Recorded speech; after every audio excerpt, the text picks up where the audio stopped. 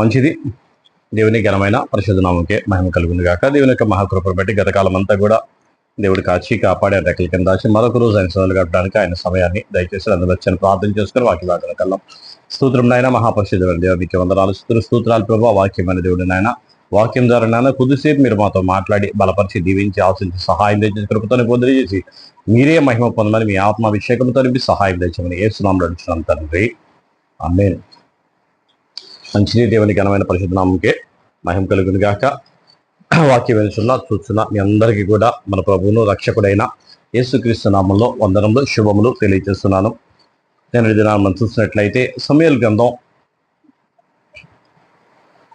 27వ అధ్యాయాన్ని మనం ధ్యానం చేసాం. 26వ అధ్యాయంలో సౌలు దావీదుని తరమడం మానేసి వెళ్ళిపోయాడు.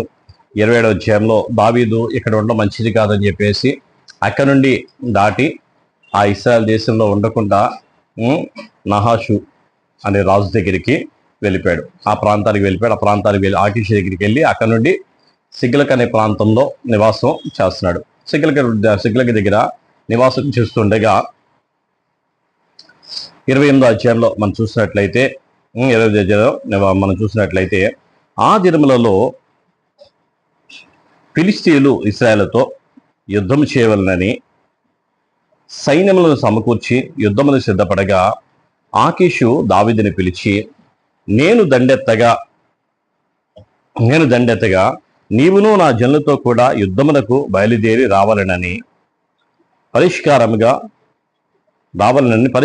తెలుసుకొనమనగా దావీదు, నీ దాసుడైన నేను చేయబో కార్యం ఏదో అది నీవు ఇప్పుడు తెలుసుకొందువు.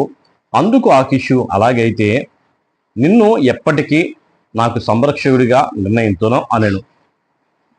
సమూయేలు మృతి పొందగా ఇశ్రాయేలు అతని గురించి విలాపము చేసి రామా అను పట్టణంలో అతని పాతిపెట్టి ఉండిరి. మరియు సౌలు కర్ణపిశాచము గలవారిని చిల్లంగి వారిని దేశంలో నుండి వెళ్ళగొట్టి ఉండెను. ఫిలిష్తీయులు దండెత్తి వచ్చి షూనేములో దిగగా సౌలు ఇశ్రాయేలందరినీ సమకూర్చెను. వారు గిల్బోవాలో దిగిరి. సౌలు ఫిలిష్తీయుల దండును చూచి మనస్సునందు భయకంపము నుండి యెహోవా యొద్ద విచారణ చేయగా, యెహోవా స్వప్నము ద్వారా నేనను ఊరీము ద్వారా నేను ప్రవక్తల ద్వారా నేను ఏమీ సెలవీయక ఉండెను.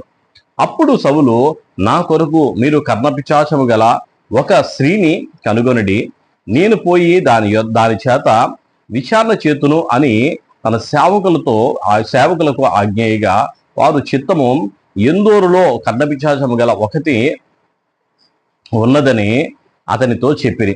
కాబట్టి సౌలు మారువేషము ధరించి వేరుబట్టలు తొడుక్కొని 2 మనుషులను వెంట పెట్టుకొని పోయి రాత్రి వేళ ఆ స్త్రీ యొద్దకు వచ్చి, కర్ణపిశాచం ద్వారా నాకు శకునము చెప్పి నాతో మాట్లాడుటకై నేను నీతో చెప్పువాన్ని రప్పించమని కోరగా ఆ స్త్రీ, ఇదిగో సౌలు చేయించినది నీకు తెలిసేది కాదా? కర్ణపిశాచం గలవారిని చిల్లంగి వారిని అతడు దేశంలో ఉండకుండా నిర్మూలము చేశాను కదా. నీవు నా ప్రాణము కొరకు ఉరియొగ్గి నాకు మరణమేలా రప్పింతువు అని అతనితో అనెను. అందుకు సౌలు, యెహోవా జీవముతోడు దీనిని బట్టి నీకు శిక్ష ఎంత మాత్రమును రాదని యెహోవా నామమున ప్రమాణం చేయగా ఆ స్త్రీ నీతో మాట్లాడుటకై నేనెవరిని రప్పింపవలనని అడుగగా అతడు సమూయేలును రప్పింపవలను అనెను. హల్లెలూయా. ఇక్కడ చూడండి సంఘటన కనుక మనం చూస్తే 8వ అధ్యాయంలో మనం చూసినట్లయితే దావీదుని ఆకీషు పిలిచి, నేను పిలిచి మీ యుద్ధానికి వెళ్తాను, నీవు కూడా రావాలి అని చెప్పని అన్నాడు. ఎవరి మీద యుద్ధానికి వెళ్తే? ఇశ్రాయేల్ మీద యుద్ధానికి వెళ్తే ఆ ఇశ్రాయేల్కి మీద యుద్ధం చేయడానికి ఫిలిష్తీయుడైన ఆకీషు దావీదుని పిలుస్తున్నాడు. దావీదుని రమ్మంటే దావీదు వస్తానన్నాడు. చూడు, లోకంలో ఉన్నప్పుడు మన పరిస్థితి అయినా అలాగే ఉంటుంది. లోకముతో మనం పోవడానికి, లోకంతో మనం ఉండడానికి, దానితో మనం వెళ్ళడానికి చాలా రకాలుగా మనం అందులో పడిపోవడానికి అవకాశాలు చాలా ఎక్కువ. అయితే ఇక్కడ సమూయేలు చనిపోయిన తర్వాత సమూయేలు మృతి పొందిండు. ఆయన చనిపోయాడు, పాతిపెట్టాడు.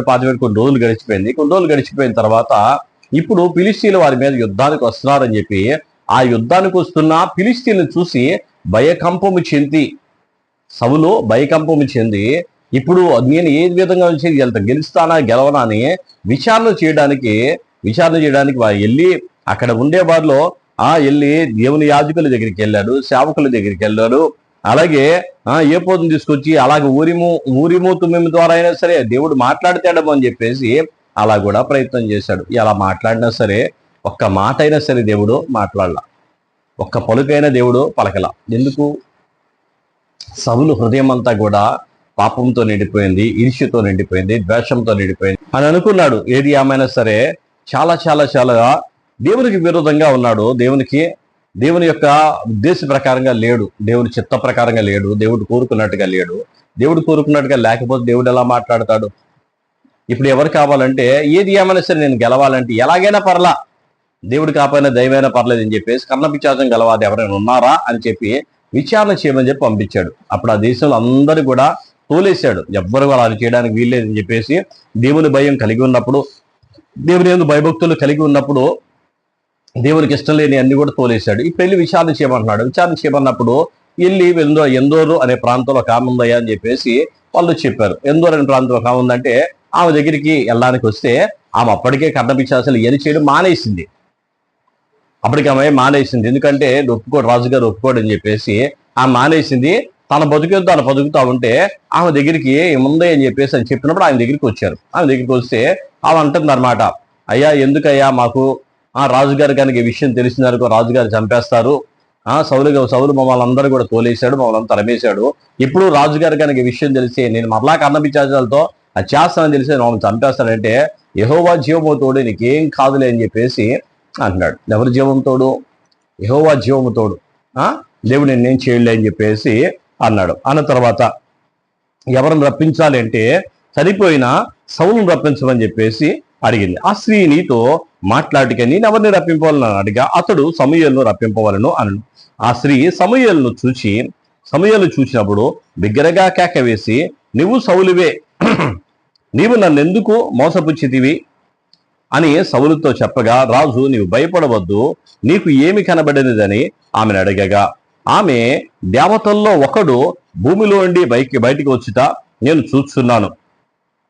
అందుకతడు నీవు ఏ రూపముగా ఉన్నాడని అతను అడిగినందున అది దుప్పటి కప్పుకొనిన ముసలివాడొకడు పైకి వచ్చున్నాడనగా సౌలు అతడు సమూయేలు అని తెలుసుకుని సాగిలపడి నమస్కారం చేశాను. సమూయేలు నన్ను పైకి రమ్మని నీవెందుకు తొందర పెట్టితివని సౌలును అడగగా సౌలు నేను బహు శ్రమలో ఉన్నాను, ఫిలిష్తీయులు నా మీద యుద్ధానికి రాగా దేవుడు నన్ను ఎడబాసి ప్రవక్తల ద్వారాయనో స్వప్నం ద్వారాయనో నాకు ఏమీ సెలవీక ఉన్నాడు, కాబట్టి నేను చేయవలసిన దాన్ని నాతో తెలియజెప్పటికే నిన్ను పిలిపించితనని అనను. అందుకు సమూయేలు యెహోవా నిన్ను ఎడబాసి నీకు పగవాడు కాగా నన్ను అడుగుట వలన ప్రయోజనమేమి? యెహోవా తన మాట తన పక్షముగానే నెరవేర్చున్నాడు. నా ద్వారా ఆయన సెలవిచ్చినట్టు నీ చేతిలోండి రాజ్యమును తీసివేసి నీ పొరుగువాడైన దావీదుకు దాన్ని ఇచ్చి ఉన్నాడు. యెహోవా ఆజ్ఞకు నీవు లోబడక అమాలీకుల విషయంలో ఆయన తీక్షణమైన కోపం నెరవేర్చకపోయినా దానిని బట్టి యెహోవా